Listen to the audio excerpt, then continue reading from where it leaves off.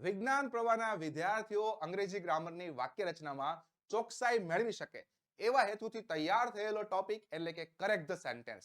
મિત્રો, correct the સેન્ટેન્સમાં પૂરા marks મેળવવા માટે તમારે મેક્સિમમ એક્ઝામ્પલ સોલ્વ કરવા જોઈએ અને એ એક્ઝામ્પલ હું તમને સોલ્વ કરાવીશ. મિત્રો, આજના વિડીયોમાં જે એક્ઝામ્પલ સોલ્વ કરવાના એ ઓલરેડી અગાઉની બોર્ડની પરીક્ષામાં પૂછાયેલા પેપરના છે, જેથી તમારે ખાસ સોલ્વ કરવા જોઈએ અને તમને અંદાજ આવે કે બોર્ડમાં કેવા લેવલના સવાલો આ ટોપિકમાંથી પૂછાય છે.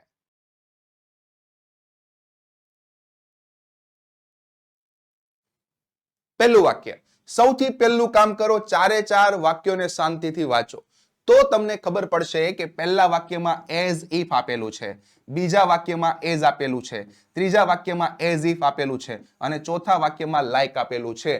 એનો મતલબ એઝ ઇફ એ તમારો મેકિંગ સપોઝિશન ફંક્શનનો કન્સેપ્ટ, એઝ અને લાઈક તમારું એક્સપ્રેસિંગ મેનર ફંક્શનનો કન્સેપ્ટ. આ બંને ફંક્શનના કન્સેપ્ટ તમને ક્લિયર હોય, આ બંને ફંક્શનની વાક્ય રચના તમને ખબર હોય તો તમે આરામથી જવાબ સિલેક્ટ કરી શકો. જોઈએ સૌથી પહેલા ઓપ્શન એની વાત કરીએ તો એઝ ઇફ પછી હંમેશા હોવું જોઈએ સર્વનામ, જે હોવું જોઈએ આગળના કરતા પ્રમાણે. તો મનન છે એટલે હી આવે, પરફેક્ટ છે. ત્યારબાદ કમ્પલસરી હોવું જોઈએ વેર, જે આપેલું છે, પરફેક્ટ છે. અને ત્યાર પછી ધારણા કરતું નામ, જે અહીં આપેલું છે એન આર્ટિસ્ટ. ઓપ્શન એ જવાબ છે. Yes, option B C D પણ જોવા પડશે, કારણ આ ટોપિક ગ્રામરમાં ચોકસાઈ વધારવા માટેનો છે. એટલે ચાર ઓપ્શન જોયા સિવાય જવાબ સિલેક્ટ ક્યારેય કરવો નહીં. આ મુદ્દો ખાસ મગજમાં રાખજો. વિજ્ઞાન પ્રવાહના વિદ્યાર્થીઓ માટે આ એક ગોલ્ડન રૂલ છે જે તમારે ખાસ ધ્યાનમાં રાખવાનો છે. ઓપ્શન બી ની વાત કરીએ, એજ છે એટલે એજ પછી એક્સપ્રેસિંગ મેનરમાં કર્તા અને ક્રિયાપદ આવે. તો કર્તા છે, ક્રિયાપદ પણ છે અને નામ વાળી કોઈ જરૂર છે નહીં, તો ઓપ્શન બી તો આવશે જ નહીં. ઓપ્શન સી, હમણાં વાત કરીએ પ્રમાણે આ વાક્યમાં અને આ વાક્યમાં ફરક એ છે કે અહીંયા વોશ છે ત્યાં વેર આવવું જોઈએ, એટલે ઓપ્શન સી પણ નહીં આવે. ઓપ્શન ડી ની વાત કરીએ, લાઈક પછી હંમેશા મિત્રો અહીંયા નામ આવે, અહીંયા તો કર્તા સર્વનામ આપેલું છે એટલે ઓપ્શન ડી પણ જવાબ નહીં બને, તો ઓપ્શન એ તમારો જવાબ બનશે. જવાબ શું આવે એ જ મહત્વનું નથી, બાકીના ઓપ્શન શું કામ ના આવે એ સમજણ લેવી પણ ખાસ જરૂરી છે. અને આ પ્રમાણે બધા ક્વેશ્ચન આ ટોપિકના સોલ્વ કરવાની હેબિટ પાડજો.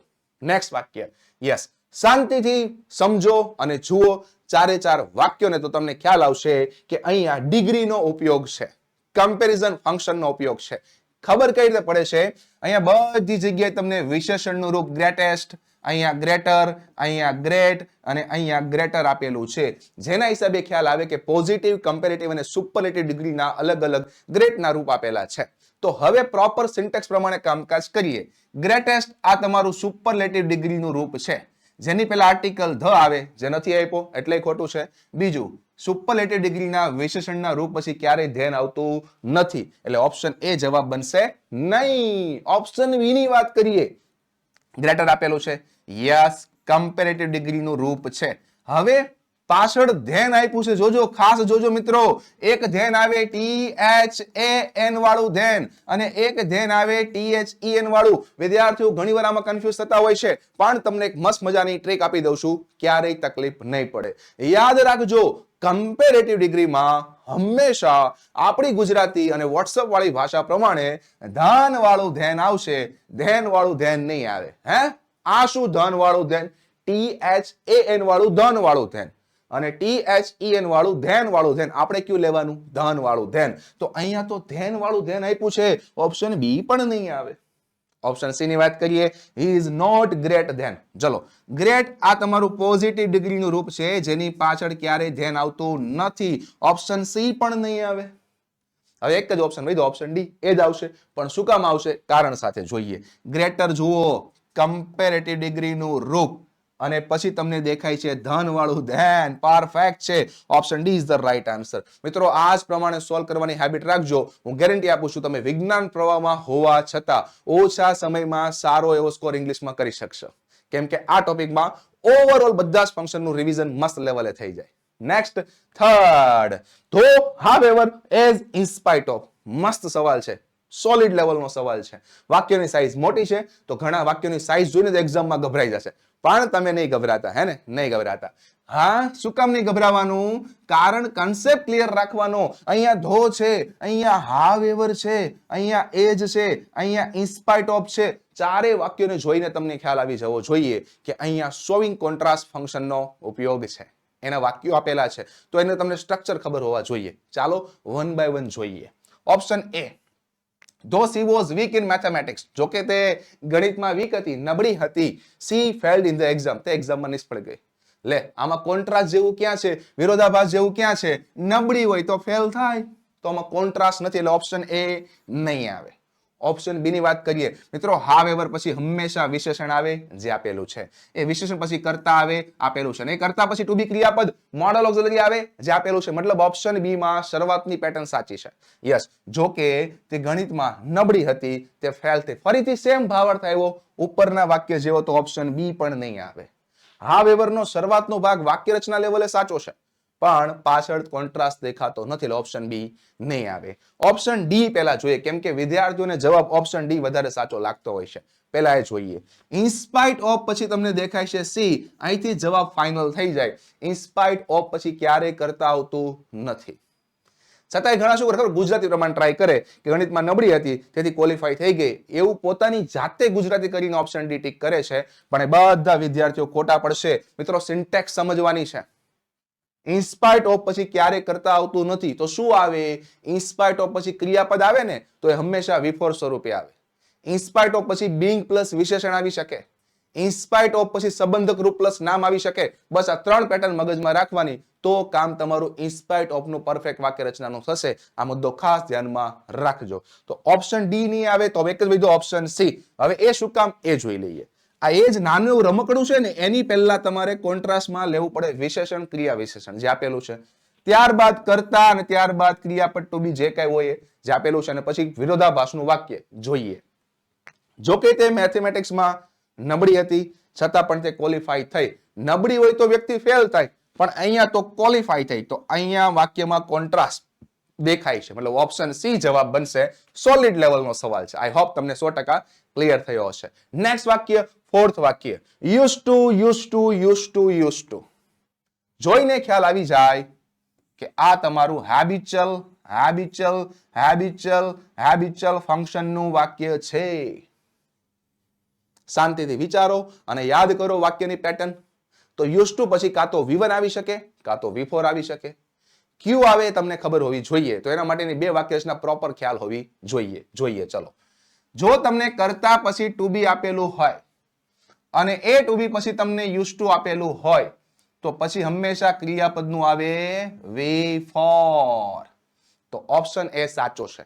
પણ થોડો પોઝ લો, બાકીના ઓપ્શન પણ જોઈ લો. અહીંયા કરતા પછી ટુ બી છે, ટુ બી પછી યુઝ ટુ છે, અને એના પછી આપેલું છે V1, જે ના આવે ત્યાં હોવું જોઈએ V4. મતલબ ઓપ્શન બી નહીં આવે, મને પહેલા ખબર પડી ગઈ. ઓપ્શન સી ની વાત કરીએ, કરતા પછી યુઝ ટુ છે, યુઝ ટુ પછી V1 છે, યસ છે. ઓપ્શન સી જવાબ આવે, એ જવાબ આવે.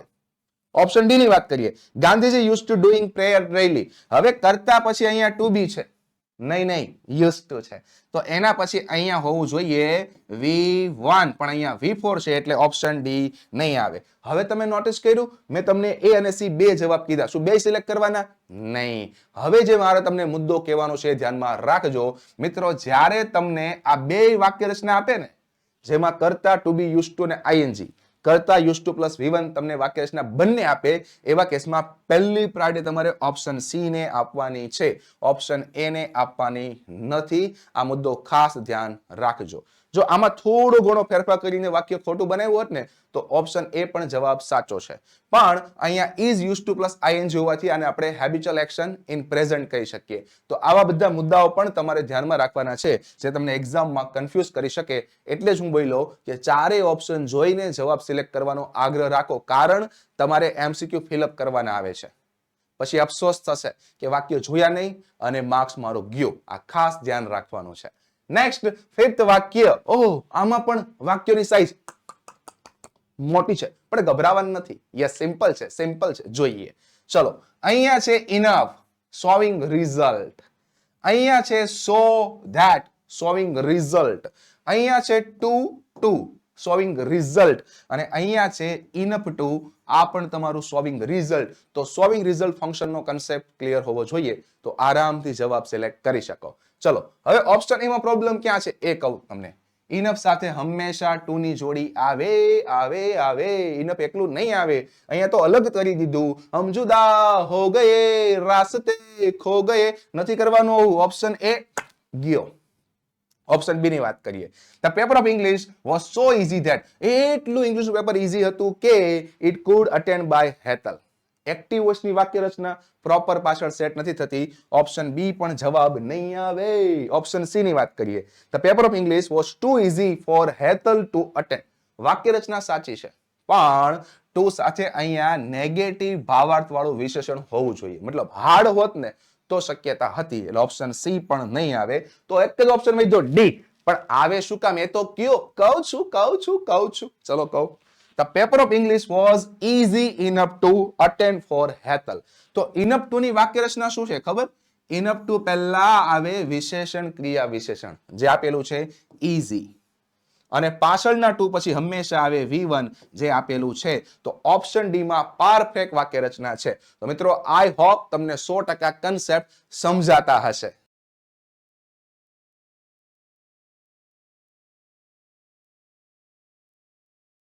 વિદ્યાર્થી મિત્રો, ભણાવવાની મેથડ સારી લાગી હોય અને આ વિડીયો હેલ્પફુલ થયો હોય તો ખાસ તમારા મિત્રો સુધી શેર કરજો. કમેન્ટ સેક્શનમાં કંઈક મારા માટે ખાસ લખજો અને સબસ્ક્રાઇબ કરી દેજો. બીજું, ઓછા સમયમાં સારો એવો સ્કોર કરવા માટે આપણે YouTube પર ઘણા બધા પ્લેલિસ્ટ બનાવેલા છે, જે તમે એક્ઝામ પ્રમાણે 1 by 1 જોઈને આરામથી મસ્ત મજાનો કોન્ફિડન્સ મેળવી શકો. અને સારા માર્ક્સ મેળવવા માટે આપણે એક મસ્ત મજાનો કોર્સ પણ બનાવેલો છે. એ કોર્સની મદદથી પણ તમે બોર્ડમાં સારા એવા સ્કોર કરી શકો. મળીએ નેક્સ્ટ વિડીયોમાં. Thank you.